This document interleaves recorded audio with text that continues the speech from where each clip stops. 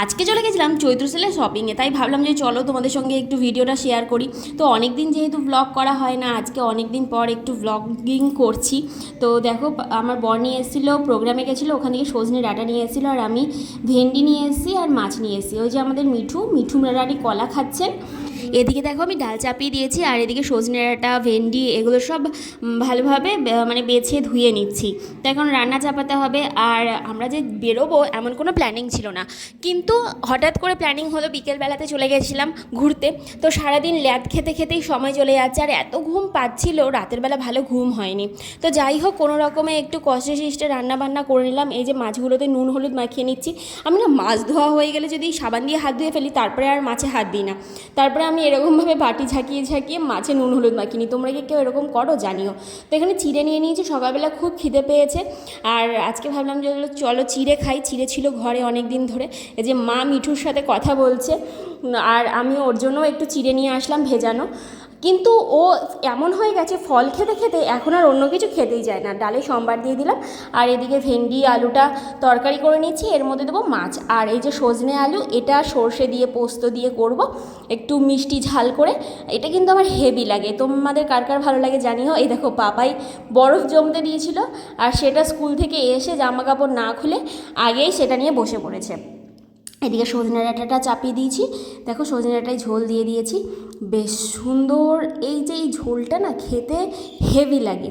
আর সজনে ডাঁটা খাওয়া কিন্তু খুবই ভালো। তোমরা কারা কারা খাও অবশ্যই জানিও। এই ডাঁটাগুলো সব আমি বসে বসে চিবিয়ে খেয়েছি।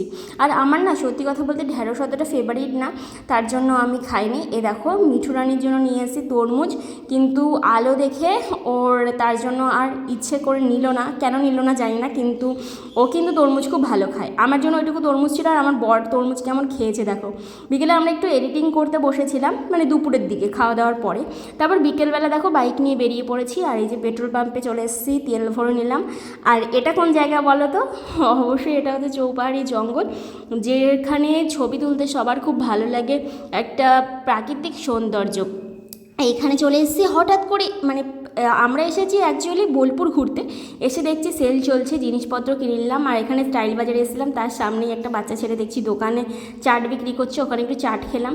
তারপরে চলে এলাম আবার স্টাইল বাজার থেকে চলে এলাম স্মার্ট বাজার। আর তারপরে কী কিনলাম সেগুলো ভাবলাম চলো এবার তোমাদের সঙ্গে শেয়ার করি, কারণ অনেক কিছু শপিং করে নিয়েছি।